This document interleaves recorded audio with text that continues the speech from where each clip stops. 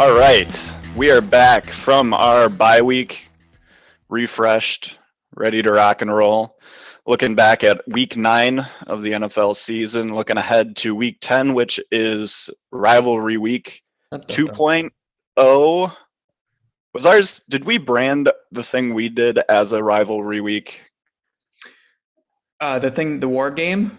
Yeah, Yeah, I think that was like because we get two kind of bonus weeks during the season. So yeah, maybe we don't call it rivalry week to make it confusing. Maybe that's war week or something else. But this is the same rivalry that we did last year, but it's a second special matchup this year. I don't know. yeah. Well, so we've got that coming up.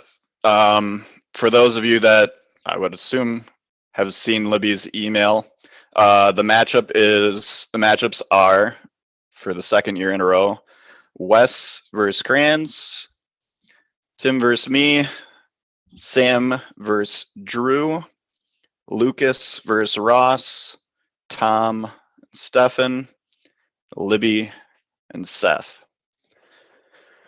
Do you remember why the Sam and Drew special anus award thing? Do you know the history behind that? I do not remember the history behind that. I could go back in my email because I remember Libby basically decided these matchups last year, and he Yeah. wanted to like give them each a special name, of like this rivalry is like related, and this is the name of the rivalry, and maybe it's because Sam and Drew are both perceived as smart people, and I just took smart and related it to community and put the golden butt flag up. Uh, okay, So I so think yeah, that's you how I did got. design. I had a feeling you designed something, and I could not put two and two together. Yeah, yeah, and I'll be bringing back the designs this year. I'm not going to be changing anything because our rivalries didn't change. But if you win, you can get a little trophy image because it's fun. Yeah.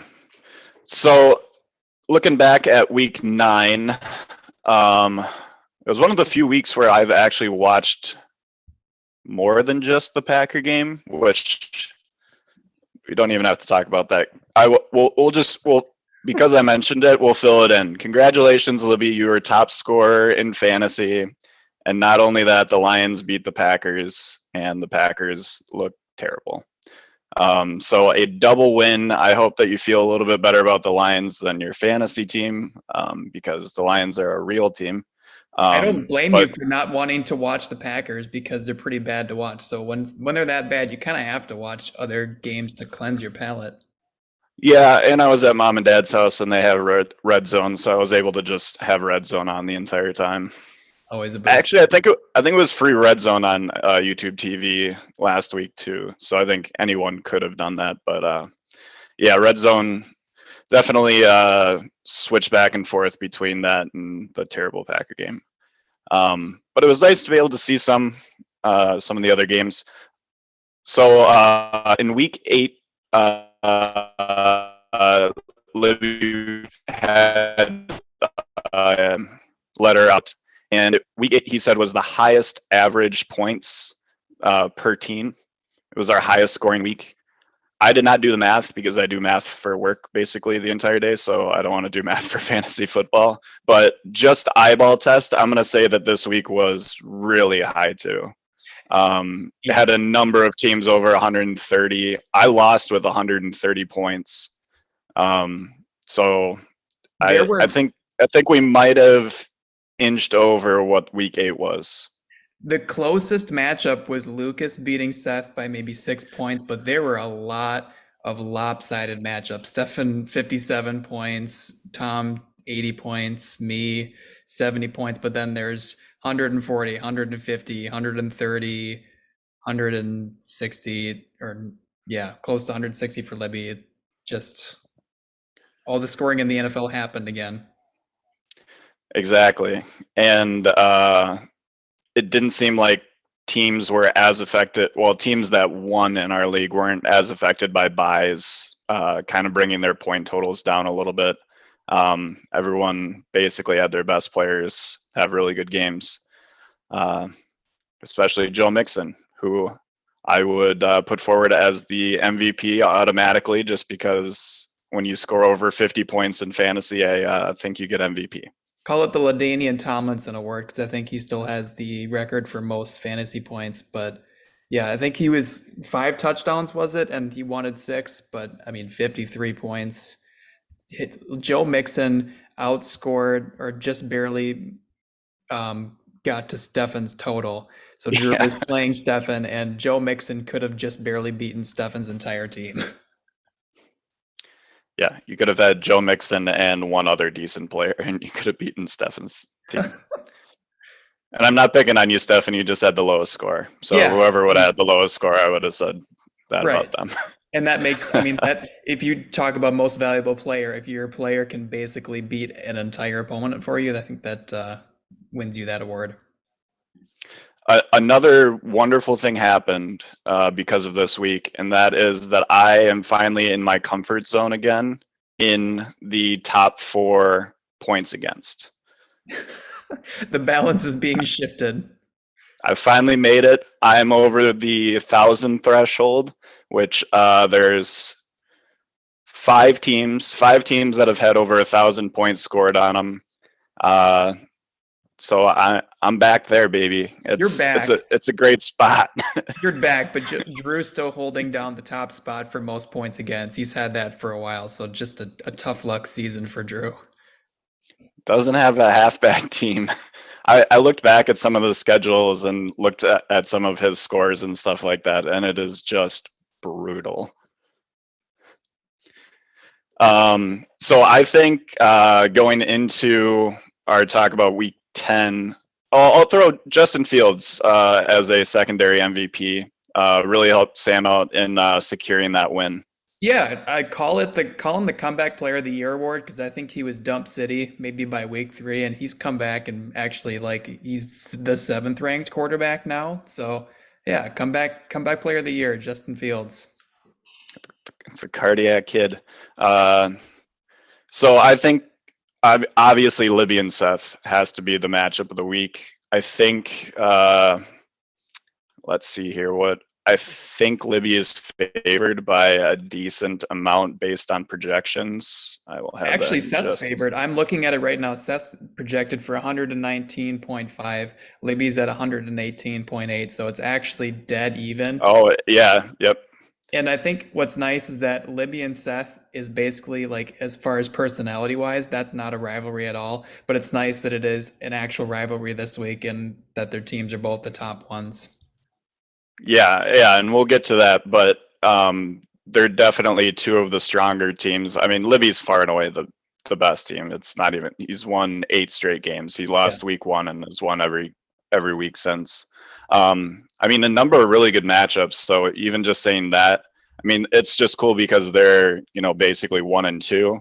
But Ross and Lucas is going to be a great matchup. Ross is 122 to 113. Yeah. And then if we want to talk about the other tightest by projection, it's you and me. I looked at my projections and I was surprised that I was over 100 points because I think Libby mentioned in his letter last week that I have one of the worst rosters that I think he's ever seen, and I was like, yeah, that's pretty true. And it's funny that I look and I'm actually decent in projections this week. Now I think I get Deebo Samuel back from bye, and I don't know. I think Zeke is back from injury, so there's a couple things to like, but otherwise, our projection may be close, but I don't see it'd be an upset if I won. Yeah, so we have faced before. I think it was weeks 5 or 6. It was week 6 because it was the Great Raider bye. Yes. Where the Raiders went off to sea, and I was left stranded with nobody. I started Daniel Jones as my quarterback. I looked back at the box score. Every single one of my players that I started that week was under their projected total. And I also started a player that I think scored 1 point. So that was my lowest week in points. I think you had a decent week. You had 110, 115 right 118 to 80. So it was a nice, easy win for me. Not going to be that way this time. Yeah, I think it'll be I think it'll be tight. But yeah, I think even though we basically just ran back last year and those matchups, we ended up again this year with a number of really, really good matchups. A lot of stuff in the middle that is going to start separating people, but I'm going to get to that a little bit later because I've got some stuff. I looked at some of the playoff percentages and stuff like that, and there's definitely a question that needs to be asked. But we'll get to the couple other things before we get to that. Do you have anything for the graveyard that is the waiver wire? I have nothing. Nothing. And like I'm looking myself too. And this was a discussion point when Libby and Sam were on with me. Are our benches too big? And I think I might, just because I've been stewing on that for a while. I think it's true because, or maybe it's a combination of the year that fantasy is having where it's maybe not a lot of options. But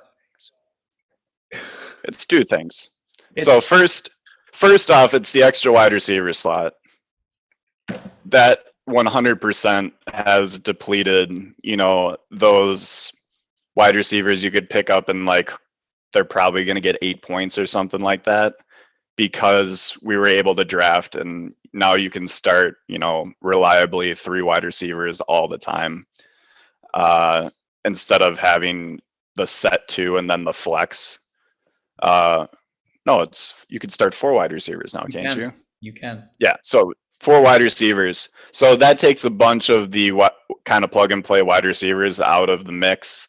And then running backs is just such a wasteland anyway. I mean, looking at some of the second running backs that people are running out there, myself completely included, it's, there's not a lot of good running backs anyway. There's the other, I have. Yeah, the other. So I have my standard Donovan Peoples-Jones. He's still out there. He's a plug and play receiver that will get you 5 to 8 points. So if you want to play the Donovan Peoples-Jones roulette like everyone else has done, go ahead and try and pick him up. But with waiver, so something that I'm struggling through now because for roster space issues, I had to drop the Niners defense. So now I'm stuck in the scenario of picking my defense / special team every single week from the waiver wire. I have no idea what to do with it. I don't know how many other teams are struggling with that, but it is one of my biggest pet peeves in all of fantasy football is just flipping a coin on defense special teams from the waiver wire. It is, and I think this year I gave up. Like I couldn't even tell you who my defense is without looking at it. I picked one and I haven't even thought about flexing it. I know who it is. It's the Colts. Oh, the Colts. Okay. And they're ranked 12. How about that? And I have the Ravens stashed on my bench too. I have 2 defenses. But I get it. Like it's Hey, you might get the new coach boost. The Saturday boost. But like Did you hear what he was a head coach in high school. Do you know what his high school's record was when he was the head coach? It was like 20-10. So he wasn't even like this incredible high school coach. Yeah, the Colts are very funny. Very, very funny. And a very regional thing. All the guys that do Packer talk in Milwaukee area on the radio all want the Packers to trade Rodgers to the Colts for all of their draft picks. So That's what's going on in the Milwaukee radio world, in case you guys are all wondering. Steve the Homer True, just giving it to you. Homer. Giving it to you hot. Yeah, that guy's got some takes. But like, I mean, getting back to the point about the defense, like it's why I don't like defenses to begin with, because like it takes no skill at all to pick a good streaming defense. It just you could just guess. You could go down the list and pick the 32 ranked defense and they might be great.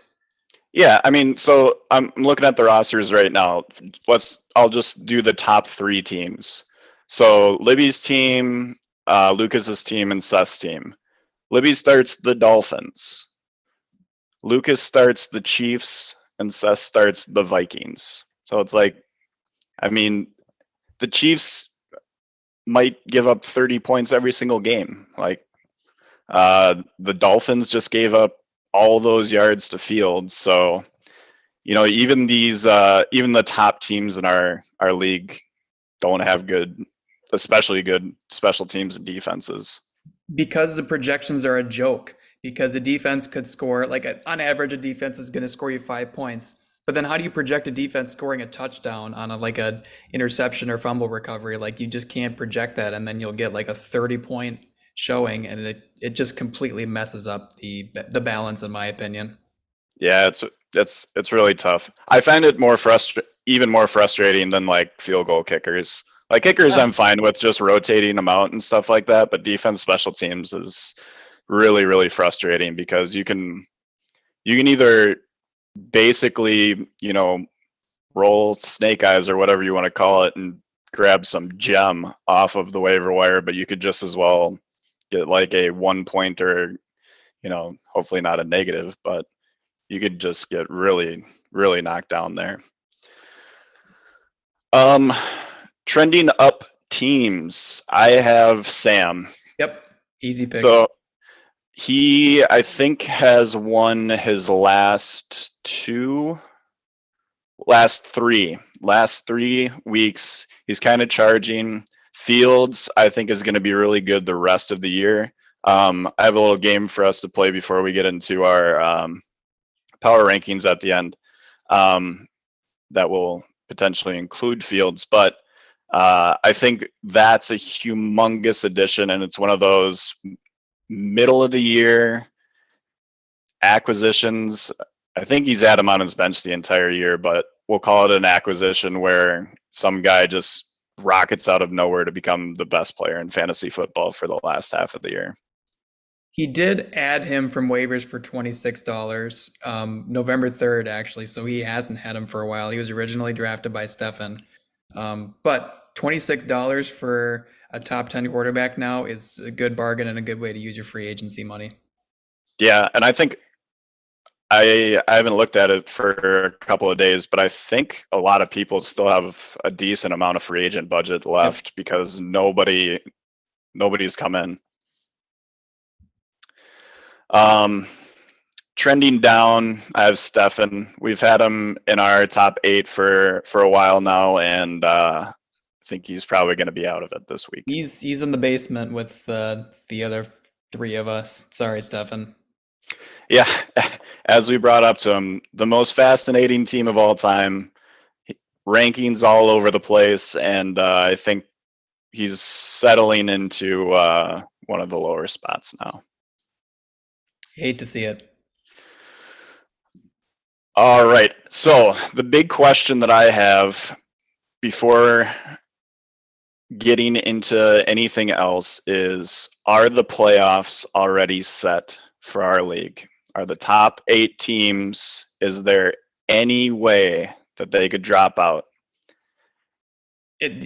Looking at the standings and just looking at the teams, so let's just list the bottom 4. You have myself, worst roster in the league according to Libby. We have Stefan, who we just talked about as being pretty bad, put up 57 points last week. We have Drew, most points against, just kind of tough luck. And then we have Kranz, who is always bad. Sorry, Kranz. Yeah. So that pretty much eliminates us 4 from contention, and then you're left with 8 others. Now, isn't the 8th spot in our league not judged by record, but by total points? Am I remembering that right? I do not remember if that's how we did it or if that was like a tiebreaker scenario. I can't remember. Libby, you can clarify in an email if you want to. But even if I sort the standings by who has the highest points for, that still puts the same 4 people in the bottom tier. So to answer your question, I think that the playoffs are set with the top 8 being not the 4 people that I just mentioned. Yeah. So if you go to the playoff projection part of it on ESPN, it gives % chance of making the playoffs. I think Sam is in eighth right now, eighth place. Yep. He has a 69% chance of making the playoffs. Nice. Whoever is in ninth has only a 24% chance. Yeah, I see that. Yeah. So like I have a 24% chance. Stefan has 22, Kranz 13, Drew 11. And then everybody else, Sam is 69. It's Nice. basically like 70 and And above, then yeah. 80% or higher. So yeah, And then like the top four are like 95%. So basically locks. But anything can still kind of happen. But for right now, I think the playoffs are kind of set. it's true. And like looking at the matchups for this week, all of us bottom four people are playing people from the top eight. So if we all take a loss, that just furthers the gap. Yeah. So now the rest of the season, we're looking for playoff matchups. So trying to get yourself into a favorable matchup for yourself. Hopefully a semi-tough team doesn't fall to 8, so Libby has to sweat out that first playoff game. But should be interesting going forward for those top 8. For the bottom 4, sorry, but it does kind of look like you are eliminated from playoff contention. Have fun playing for becoming the next Mr. Buttshead. Oh yeah. So the other thing that I wanted to talk about, and it was just because it was a conversation that I was having after we played basketball on Monday night with James and all those guys, is the quarterback position and how they're going to be drafted for next year. So we kind of settled that there's like 5 quarterbacks that you have to have. I think that kind of tracks forward with how this year has been going. If you look at the top teams, they have very consistent to guys that can make, huge impacts. So I wanted to just kind of go through top 5. I think there's 4 locks, and I'm interested to see who you think the 5th would be after I give the 4 locks. All right. So if you disagree with any of the locks, just let me know. But I have Mahomes, no particular order. Mahomes, Allen, Lamar, and Hurts. I don't disagree with any of those. So that would leave the 5th one. So if you look at this year, you'd think, so the name that kept on getting brought up that I kept on disagreeing with was Herbert. Everyone on Monday said they thought Herbert was 5, that he was going to be the most consistent. So if he's your quarterback in a keeper league, just keep him. He's going to be worth it. But I think there's arguments for others. I'm actually going to disagree with this. I don't think it's Herbert, and I'm a Justin Herbert owner in my other league, and he's actually not having as great of a year as he did last year. I think he was pretty elite at number 2 maybe, but this year he's kind of been up and down, and I don't know if that's. I mean, I don't think the Chargers have been as good either, and Keenan Allen's been hurt for most of the year, so I don't know if that plays into it, but I think he's fringe. So I'll give you a couple other names that were floated. I was about to say Joe Burrow. So that was one. Burrow, Lawrence. So another year under a offense, but I mean, he hasn't been half bad.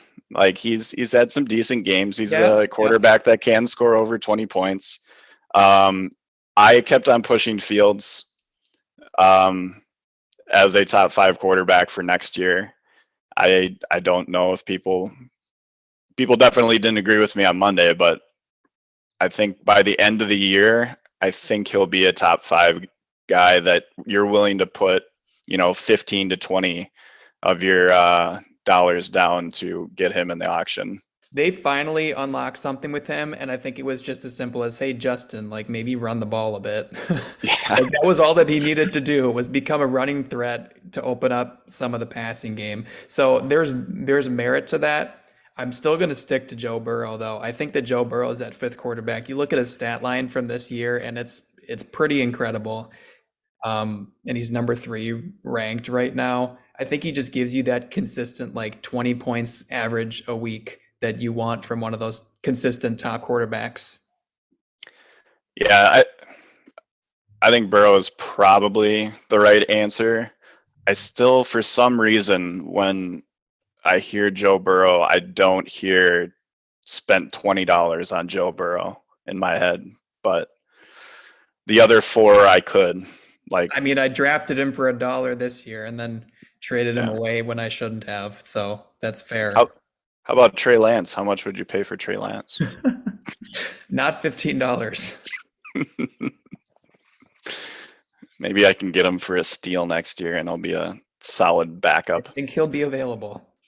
I'm looking. Sam Ellinger is my top Maybe QB. he can come back to the Packers in some kind of Colts for Aaron Rodgers deal. Oh yeah, start over Love, because that would be the best franchise move that we could make. I wanted to run a trade that I just sent this morning to Ross, who is in school and hopefully not looking at his phone. Ross, don't do that.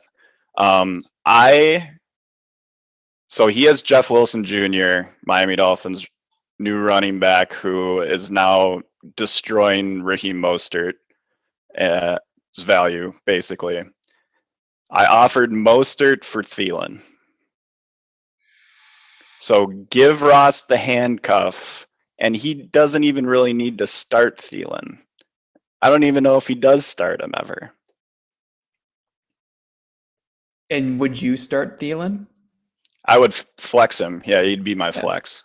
Thielen and Jefferson on the same team. That's interesting. I mean, I need to go to his team to see like impact of what they would have, because he's not. I mean, he's got Jeff Wilson in his flex. Dalvin and Damian Pierce are his two. So he's got Kupp, Cooper, and Lockett, and 3 good running backs. He does not need Thielen. There's always value in having the handcuff. So if I were him, I would accept that trade. I don't know how he responds to trades and stuff, but to me, that one's kind of a help me, help you sort of a trade offer. Yep, and I double checked. I thought the trade deadline was sooner. I think we pushed it back just because we stopped caring, and it's all the way into. I think it goes through basically the entire year. It's like December 12th, I think, is the trade deadline. But not a lot of trades this year in the league. I think a lot of the people. This was another theory that I brought up on Monday that I am interested on your thoughts. Do you think the fact that we do an auction draft as opposed to a snake draft impacts trading and wanting to trade? Yes. Because you put like fake monetary value into the players that you draft. Totally. It totally does. The fact that we base keepers off of monetary value, and like it's kind of like an investment when you initially draft too. Like I have Cam Akers on my bench. I drafted him for $32. I can't bring myself to drop him because I drafted him for $32, and how bad does that look for me? So yeah, I think that like you can chalk up your team's value to what you spent on the draft or in free agency. And if you just give that away and look at it from a money perspective, I think there's some hesitancy there. Oh, and I will give you 20 seconds. Breece Hall, go. Sucks, man. I mean, I had my moments. I think it was 2 to 3 weeks ago before he went on IR, where my team was starting to come into his own. I had Breece Hall. I think, he was starting to look like he could be a lock in my RB1 slot, and he goes down for the year, and I lose a couple wide receivers to buys, and I hit my high water mark there, and I'm not going to go back. He probably might. Keeper, yes. That's what I was going to get to in my last few seconds. Is I drafted him for $17. I feel like he's going to be my keeper. Not a bad little keeper. Also, shout out to Seth again for stashing DeAndre Hopkins. Just incredible work. I would say, I think we shouted it out in our first one as a steal of the draft. And it's coming into fruition. So congratulations, Seth. That was expert level right there. Yeah, for sure. All right. Now into the power rankings, brought to you again by Polar Seltzer. Polar Seltzer. I'm rocking a lime. Black cherry. Empty. delicious from Worcestershire, Massachusetts. Polar Hardly know her. seltzer. Worcester. Yeah, Hardly know her. Worcester, Massachusetts, not lacrosse. All right, so let's go. I'll go bottom four here, and we can give a quick wrap up here because we're all pretty close, but I think there's pretty clear cutoff except for the one exception that we threw in there.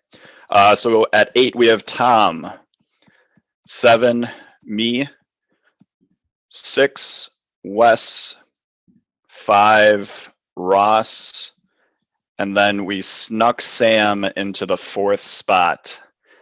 Sam is currently 8th in the rankings, but I've been singing the praises of Fields all the last 20 minutes. I think Sam's going to make a run. His team's still pretty solid, can put up points, gets a couple favorable matchups, stays on that win streak.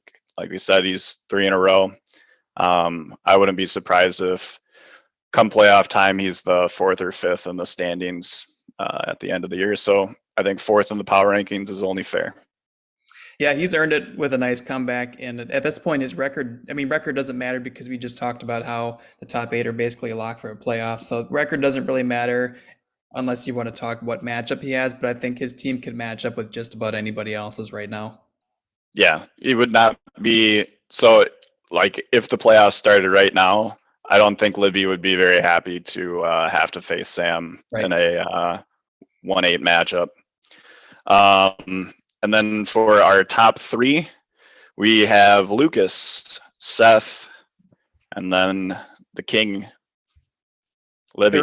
Third week in a row, Libby on the top of the power rankings. I don't know, maybe Ross at one point when we started doing these had a streak of this many times, but Libby's pretty good. Separated himself from the pack. He's got the number 1 running back in Eckler and the number 1 wide receiver in Tyreek Hill.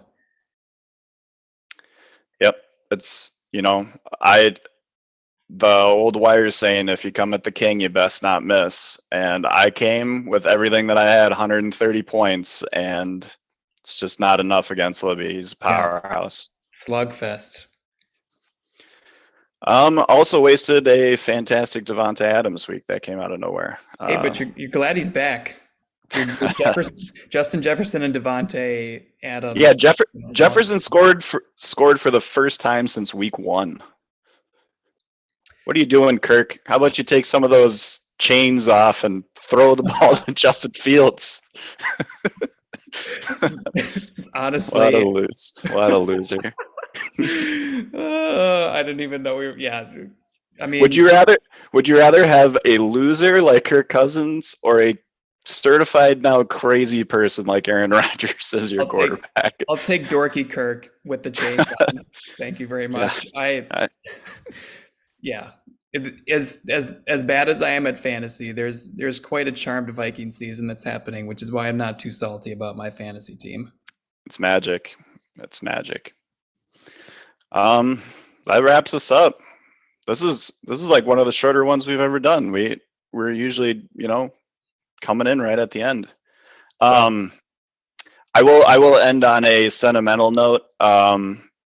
Last couple of weeks have not been super great for me. I know, Tim, you've had a couple of things going on. I think this league really is something that I look forward to talking about, enjoying looking at the scores every single week. So I just want to say I think it's pretty cool that we all do this together. The email chains and stuff like that are a ton of fun, and I think it's just pretty cool. And yeah, I mean, as always, fantasy and sports are a good distraction from other things, and it's a good way for us all to keep in touch. So couldn't agree with you more on that one.